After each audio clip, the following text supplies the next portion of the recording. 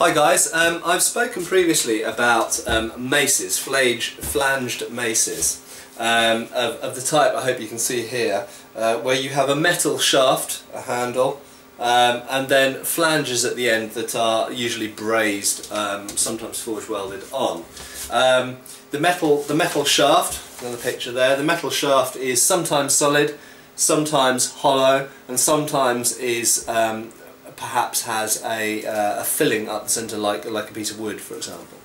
Okay, and I've spoken about these maces before in terms of their construction and their use, the fact that they are primarily a weapon for a mounted armoured man to fight other armoured mounted men, and they are short but they are not especially heavy. This is the Park Lane Arms Fair catalogue from the recent fair, just a couple of weeks ago, and the Park Lane Arms Fair is one of London's two annual, well actually twice a year, antique arms fairs, and the Park Lane Arms Fair is particularly high-end. Some of the auction houses are there, the Wallace Collection and so on, as well as high-end antique dealers. So you can actually see medieval and Renaissance weapons first-hand, and if you're lucky you can pick them up and have a proper look at them.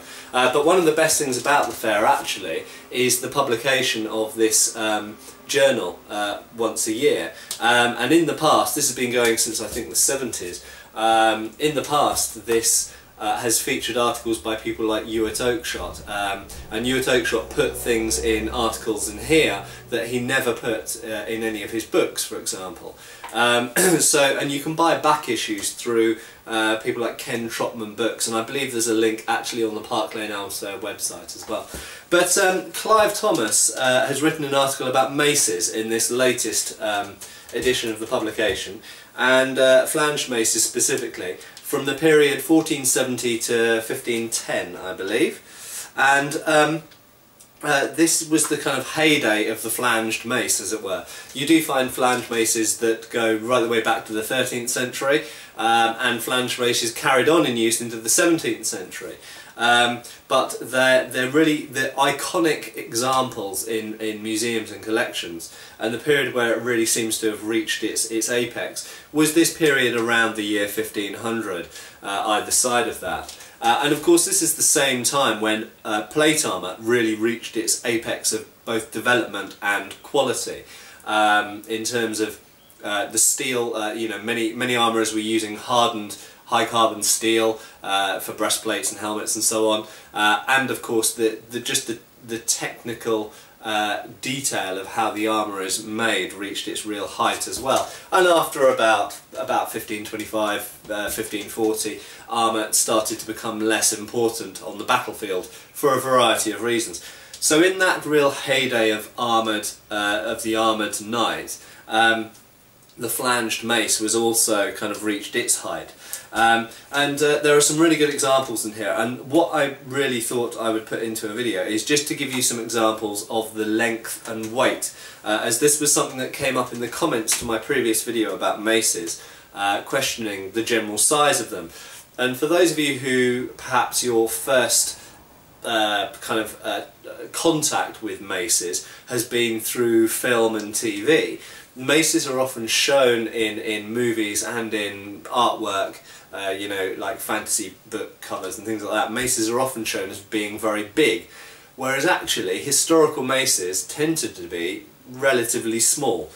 So I'm just going to read off some lengths, total length and total weight of some examples. So we've got here one that's got a total length of 63.5 centimetres and 1.27 kilograms. There's another example that's got total length 52.7 centimetres, 1.24 kilograms. 51.5 centimetres total length, 856 grams, very light that one. Another one, 50 centimetres length, 1.06 grams.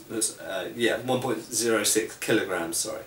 Then we've got 58.6 centimetres, 1.18 kilograms, 53.6 centimetres, 727 grams, and last one I'll do, 59.2 centimetres, 1.17 kilograms. So in actual fact, there's a surprising level of consistency. They tend to be between 50 centimetres and 60 centimetres in length.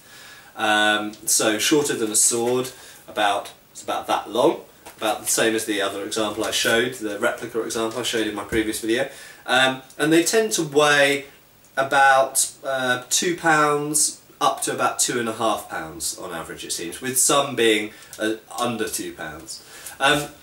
So they weigh about the same as a one-handed sword, and they're shorter than a one-handed sword. But of course their point of balance is very different to a one-handed sword. It's like holding a sword the other way around. The point of balance is far from your hand instead of close to your hand. And you know, this represents the fact that they are a percussion weapon designed to impact armour, perhaps damage armour, joints of armour, and just to basically beat someone down who's wearing armour. So there we go. I hope that goes some way to dispelling the idea that maces are big, cumbersome objects. They are not. They weigh about the same as a one-handed medieval sword, about 2 pounds, and they're about that long. They tend to be relatively small. Thank you.